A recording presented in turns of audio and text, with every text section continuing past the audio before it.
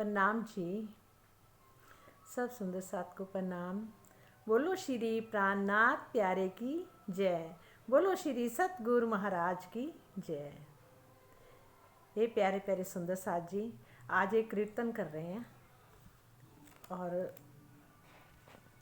साधो हम देखा बड़ा तमाशा। क्या कहते हैं कि साधो हम देखा बड़ा तमाशा, विश्व देख भया मैं विस्मय। इस संसार को मैं देख के बड़ा हैरान होता हूँ कि देख देख आवत मुहे हासा। उसको देख देख के मुझे हंसी आ रही है। कहते हैं साधो साधो हम देखा बड़ा तमाशा, साधो देखा बड़ा तमाशा। विश्व देख भया मैं विस्मय, विश्व देख भया मैं विस्मय। देख देखत आवत मोहे हासा, देखत देखत आवे मोहे हासा। साधो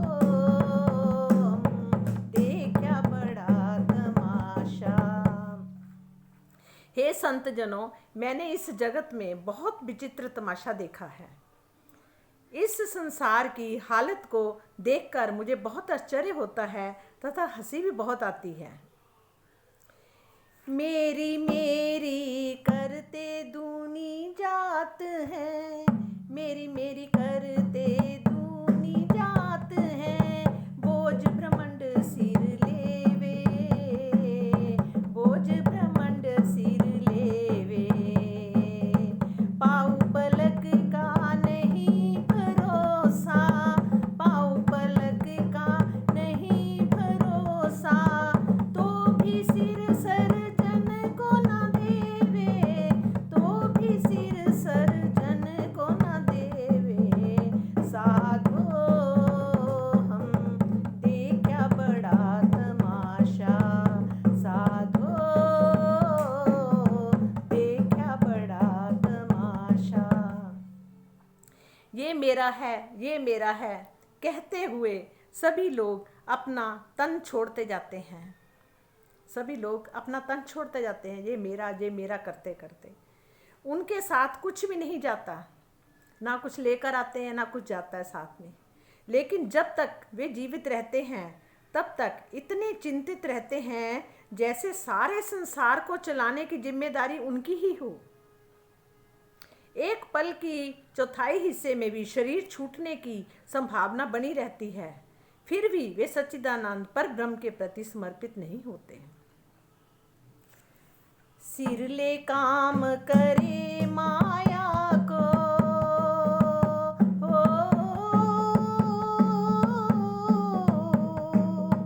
सिर ले काम करे माया को। निसंक छाड़े आप यंग, निसंक छाड़े आप यंग। ना करे भजन दोष देवे साईं को, ना देवे ना करे भजन दोष देवे साईं को, ना करे भजन दोष देवे साईं को। कहे दया बिना ना होवे साध संग, कहे दया बिना ना होवे साध संग। सारे परिवार का बोझ अपने शरीर पर लेकर वे माया के कामों में लगे रहते हैं और इसी में अपने शरीर को जर्जर कर देते हैं। स्वयं तो परमात्मा का भजन करते नहीं, किंतु कर्म फल बनाते हुए कहते हैं कि हम क्या करें। मतलब कि स्वयं तो परमात्मा का भजन करते नहीं, किंतु कर्म फल के कारण जब कष्ट मिलता है तो परमात्मा को ही दोषी ठहरा देते हैं। भजन ना करने के बहाने बनाते हुए कहते हैं कि हम क्या करें, बिना परमात्मा की दया के तो सत्संग भी नहीं मिलता, उसके बिना तो हम भजन भी कैसे करें।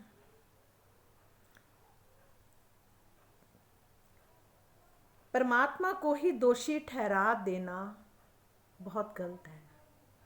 भजन ना करने के बहाने बनाते हुए कहते हैं कि हम क्या करें, बिना परमात्मा की दया के तो सत्संग भी नहीं मिलता, उसके बिना हम भजन कैसे करें। बांधत बंदे आपको आपे, बांधत बंध आपको आपे, ना समझे माया को मरम, ना समझे माया को भरम। ओ अपनों की ओर ना देखे अंधे, अपनों की ओर ना देखे अंधे, पीछे रोवे दोष दे दे करम, पीछे रोवे दोष दे दे करम। वे लोग इस धूर्तनी माया के मर्म को नहीं समझते, बल्कि स्वयं को ही संसारिक मोह के बंधनों में इतना अधिक बांध लेते हैं कि उससे अलग नहीं हो पाते। वे लोग इस धूर्तनी माया के मर्म को नहीं समझते, बल्कि स्वयं को संसारिक मोह के बंधनों में इतना अधिक बांध लेते हैं कि उससे अलग ही नहीं हो पाते।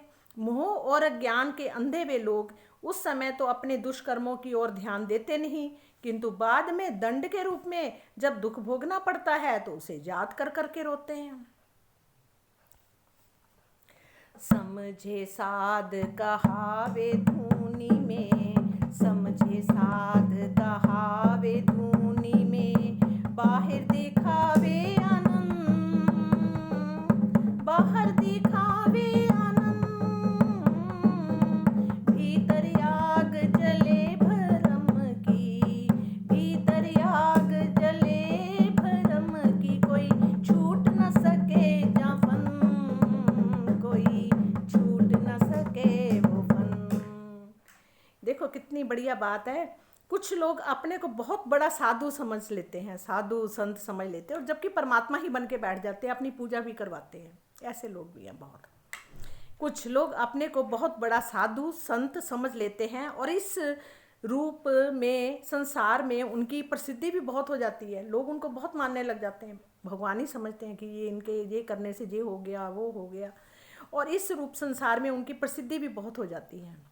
ऐसे लोग स्वयं को परमानंद में डूबा हुआ सिद्ध करते हैं, अपने को दिखाते कि हम परम आनंद में डूबे हुए हैं, बहुत आनंद भरा पड़ा उनके अंदर, पर किंतु उनके हृदय में भ्रम रूपी अज्ञानता की अग्नि जल रही होती है। मतलब उनके हृदय में भी अज्ञानता रूपी अग्नि जल रही होती है। सच ही कहा गया है कि इस माया के फंदे से कोई भी क्यों ना हो, गृहस्थ या विरक्त छूट नहीं पाता, कोई भी छूट नहीं पाता। परत नहीं पहचान पिंड की, परत नहीं पहचान पिंड की, सुध ना अपनो घर, सुध ना अपनो घर। अपने घर की किसी को पहचान नहीं है और ना कोई करना चाहता है। परत नहीं पहचान पिंड की, सुध नो अपनो घर, मुख ते कहे मोहे सन से मिटिया, मुख ते कहे मोहे सन से मिटिया, मैं देखे साध के तेजा पर, मैं देखे साध के तेजा पर। तथा कथित ऐसे कितने ही साधुओं को मैंने देखा जिन्हें ना तो अपने शरीर में स्थित जीव तत्व की पहचान है और ना अपने अखंड घर की। मतलब क्या, जिन्हें ना तो अपने शरीर में स्थित जीव की ही पहचान है, तत्व की पहचान है, और ना अपने खंड घर की उनको पहचान है। वे मुख से दिखावे के लिए करते हैं, कहा करते हैं कि मुझे ब्रह्म ज्ञान प्राप्त हो गया है, मुझे ब्रह्म ज्ञान प्राप्त हो गया है, और अब किसी प्रकार का संशय नहीं है। साध सुने में देखे केते, ओ साध सुने में देखे केते, अगम कर कर गावे, अगम कर कर गावे, नहचे जाए करे निराकार, नहचे जाए करे निराकार, जाठोर चित ठहरावे, जाठोर चित ठहरावे।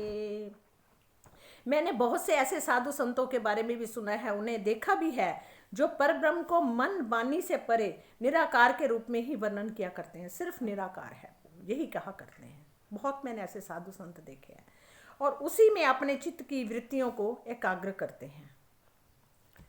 जो ना कछु गाम नाम ना ठाम, जो ना कछु गाम नाम ना ठाम, सो सत साई निराकार।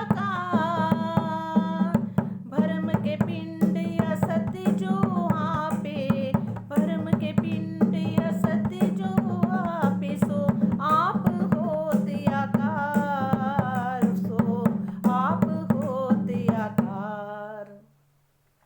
जिस अविनाशी ब्रह्म का स्वरूप नाम या धाम का बोध नहीं है, उसे ही निराकार परमात्मा कहते हैं। और माया के नश्वर तनों को धारण करने वाले जे ज्ञानी जन अपने को आकार वाला मानते हैं, जबकि मृत्यु होने के पश्चात उनके शरीर का कोई भी आकार रहता ही नहीं है। जबकि मृत्यु के होने के पश्चात उनके शरीर का कोई भी आकार रहता नहीं है, मतलब उसी आकार को ही सब लोग मानने लग जाते कि ये भगवान है। जिन मंडले मांडे मंडप, जिन मंडले मांडे मंडप, थोभ न थंब ना बन, थोभ न थंब ना बन। बाको नाही कहते क्यों साधो, बाको नाही कहते क्यों साधो, ए रचियो किन कौन सनन, ये रचियो कौन किन सनन। हे संत जनों, जिस परमात्मा ने आकाश मंडल में इस ब्रह्मांड रूपी मंडप का निर्माण किया है, जिसमें कोई भी दीवार, स्तंभ, खंबा या बंधन नहीं है, और उसे आप निराकार क्यों कहते हैं?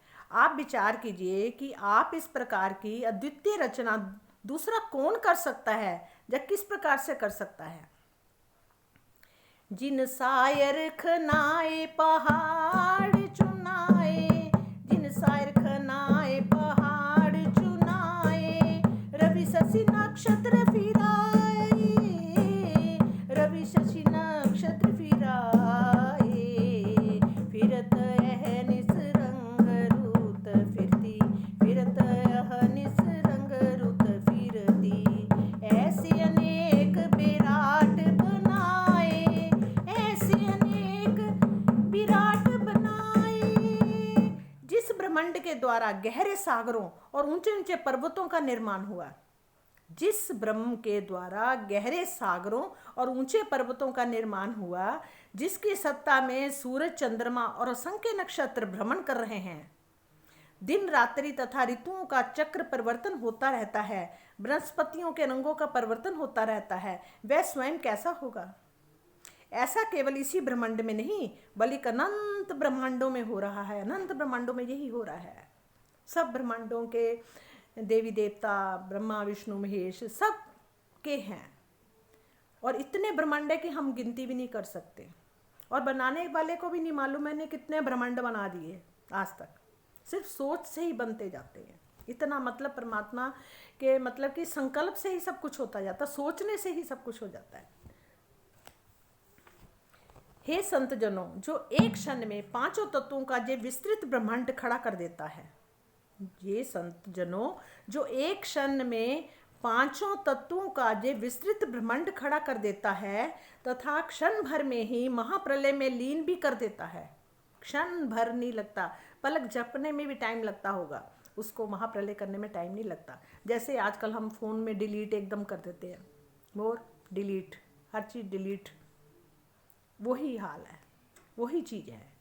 हे संत जनों, जो एक क्षण में पांच तत्वों का ये विस्तृत ब्रह्मांड खड़ा कर देता है तथा क्षण भर में ही महाप्रलय में लीन भी कर देता है, उसके विषय में आप क्यों नहीं सोचते कि ब्रह्म इन पांचों तत्वों को कहाँ से प्रकट करता है और कहाँ पर लीन करता है? वस्तुतः मोह तत्व ही निराकार का मंडल है, जिसमें ब्रह्म के संकल्प से एक शोभ पैदा होता है, पर नाम स्वरूप महातत्व और अहंकार की रचना होती है। इससे पांचों तत्व प्रकट होते हैं और पुनः उसी में लीन हो जाते हैं। ब्रह्म का स्वरूप इस मोहमाई निराकार से परे है। कहते हैं कि निराकार से भी परे, तीन पार के भी पार है वो, उसके भी पार के पार है वो।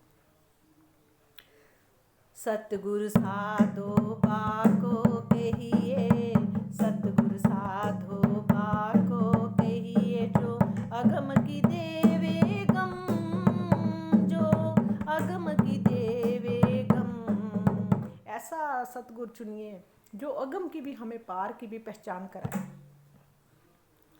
सतगुरु साधो भाको कहिए, जो अगम की देवे गम, हद बेहद सभी समझावे, हद बेहद सभी समझावे, भाने मन को भरम, भाने मन को भरम। साधो साधो हम देखा बड़ा तमाशा, हम देखा बड़ा तमाशा। हे संत जनों, सतगुरु वही है जो उस पर ब्रह्म का साक्षात्कार कराए। असली सतगुरु वो है जो पर ब्रह्म का साक्षात्कार कराए और जिसे आज तक कोई भी मन बुद्धि से प्राप्त नहीं कर सका। तपस्या कर कर के हड्डियां तक गल गई, बहुत कोशिशें करी, पर कोई भी मन बुद्धि से प्राप्त नहीं उसको कर सकता। वह ही हद बेहद का ज्ञान दे सकता है। वह खुद ही हद बेहद का ज्ञान दे सकता है तथा मन के सभी संशय को भी समाप्त कर सकता है। महामत कहे गुर सोई कीजे, महामत कहे गुर सोई कीजे, जो अलख की देवे लख, जो अलख की देवे लख। इन उल्टी से उल्टाए के, इन उल्टी से उल्टाए के, पिया प्रेम करे सन्मुख, पिया प्रेम करे सन्मुख। साधो हम देखा बड़ा तमाशा, साधो हम देखा बड़ा तमाशा। श्री महामती जी कहते हैं कि एकमात्र उसी को सतगुरु के रूप में स्वीकार करना चाहिए जो इस इंद्रियातीत पर ब्रह्म की पहचान कराए तथा इस झूठी माया से चित्त को हटाकर प्रीतम के प्रेम में डुबोए एवं प्रत्यक्ष अनुभव करा दे। वो असली सच्चा सतगुरु है जो अपनी पहचान पार ब्रह्म परमेश्वर की पहचान कराए। वो सच्चा सतगुरु है। साधो मैं देखा बड़ा तमाशा, साधो मैं देखा बड़ा तमाशा। ओ महामत कहे गुर सोई कीजे, महामत कहे गुर सोई कीजे, जो लख की देवे लख, जो अलख की देवे लख। इन उल्टी से उल्टाए के, पिया प्रेम में करे सन्मुख, पिया प्रेम में करे सन्मुख। साधो मैं देखा बड़ा तमाशा। हे सुंदर साथ जी, हे मेरे धनी जी के प्रेमी, जो अपने प्रीतम के प्रेमी हैं, उन सबको मैं नमस्कार करती हूँ, कोटि कोटि प्रणाम करती हूँ, जिनके दिल में पारब्रह्म परमेश्वर विराजमान है, सच्चिदानंद विराजमान है, जिनकी धड़कन भी उन्हीं से ही चल रही है, जिनकी सांसें भी उन्हीं की वजह से ही चल रही है, जो अपने प्रेम में दिनों दिन इतना उसमें नहलाते हैं, स्नान कराते हैं और अपने घर के सागर की एक एक पहचान करा देते हैं। ऐसे सतगुरु मेरा श्याम जी, सतगुरु मेरा श्याम जी, निज नाम श्री साहिब जी, जो वो हमारा साहिब है, वो आत्मा का साहिब है, आत्मा का वो साहिब है। सबका साहिब एक है, सबका साहिब एक है, वो साहिब है। एक बात मैं छोटी सी बात आपसे करती हूँ। जैसे जब लड़की की शादी नहीं होती तो वो अपने कहाँ होती है, मायके में होती है, और मायके वालों को भी डर लगा रहता है, माँ बाप को सबको डर लगता है, लड़की का फिक्र रहता है, ठीक है, और उस लड़की को भी डर लगता है, वो भी बहुत फिक्र करती है, अकेले नहीं जानती कहीं, वो नहीं करती, उसको इतना डर लगता है। जब उसकी शादी हो जाती है, जब उसका प्रिया उसको मिल जाता है, फिर वो बेफिक्र हो जाती है, माँ बाप भी बेफिक्र हो जाते हैं, उनको पता है कि अब उसका असली संभालने वाला मिल गया। और वो दिन रात उसी में रुचि रहती है कि उसको सज धज के मैं उसको खुश करूं, या उसके लिए बढ़िया बढ़िया खाने बनाऊं। मतलब उसको और कोई चिंता ही नहीं रहती, माँ बाप को भी भुला देती है, वो इतने अपने पति में मस्त हो जाती है। और अब उसको डर नहीं रहता, कुछ भी नहीं लगता, डर नहीं लगता।